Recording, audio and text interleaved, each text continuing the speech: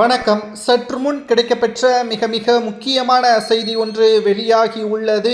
உதயநிதியின் துணை முதல்வர் பதவியை பறித்த தேர்தல் ஆணையம் தற்பொழுது தேர்தல் ஆணையத்தின் கட்டுப்பாட்டிற்குள் தமிழகம் வந்துவிட்டதன் காரணமாக ஸ்டாலின் அவர்கள் மட்டும்தான் நிர்வாக பொறுப்புகளை கவனிக்க முடியும். அன்றாட நடைமுறை செய்யக்கூடிய அரசு வேலைகளில் கவனத்தை மட்டும்தான் ஸ்டாலின் அவர்கள் செலுத்த முடியும். புதிய அதிகாரங்கள் ஸ்டாலின் அவர்கள் பிறப்பிக்க முடியாது. உதயநிதி அவர்களது துணை முதலமைச்சர் பதவியும் பறிக்கப்பட்டதாக தேர்தல் ஆணையம் தெரிவித்துள்ளது. மேலும் அரசு வாகனங்கள் உதயநிதியிடம் இருந்து பறிமுதல் செய்யப்பட்டது. அவரது வீடு, அதாவது அரசு ஒதுக்கிய அந்த குறிஞ்சி இல்லத்தையும் தற்பொழுது காலி செய்ய ஏற்பாடுகளை தேர்தல் ஆணையம் செய்துள்ளது. 2026 சட்டசபை தேர்தலில் திமுக வெற்றியடைந்தால் மட்டும்தான் உதயநிதிக்கும் ஸ்டாலினுக்கும் அதிகாரம், இல்லை என்றால் ஒட்டுமொத்த திமுகவின் நிலைமையும் பரிதாப நிலைமையாக மாறிவிடும் என்ற தகவலும் தற்பொழுது கிடைக்கப்பெற்றுள்ளது. 2026 சட்டசபை தேர்தல் அரசியல் களத்தில் ஒரு திருப்புமுனையாக மாறக்கூடிய இந்த தேர்தல் நிச்சயம் அரசியல் வரலாற்றில் ஒரு திருப்புமுனையாக மாறக்கூடிய தேர்தலாக பார்க்கப்படுகிறது.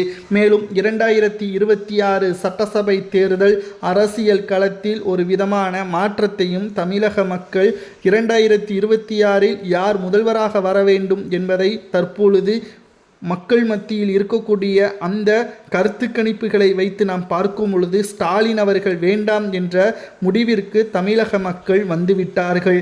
ஏனென்றால் 20 கட்சியுடன் கூட்டணி வைக்கும் பொழுது தெரிந்துவிட்டது, ஸ்டாலின் சொன்ன வாக்குறுதியை நிறைவேற்றவில்லை.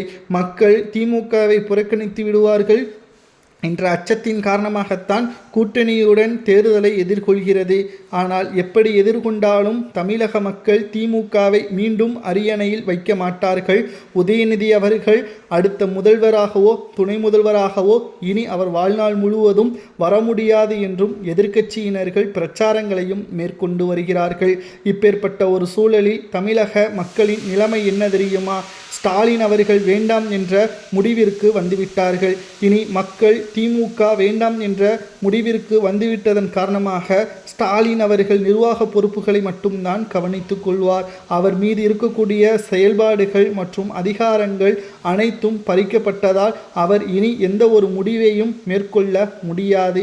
2026 சட்டசபை தேர்தல் அரசியல் களத்தில் ஒரு திருப்புமுனையாக மாறப்போகிறது. அது மட்டுமல்ல, 2026 திராவிட முன்னேற்ற கழகமோ கூட்டணி கட்சிகளோ டெபாசிட்டை இழக்கும் என்ற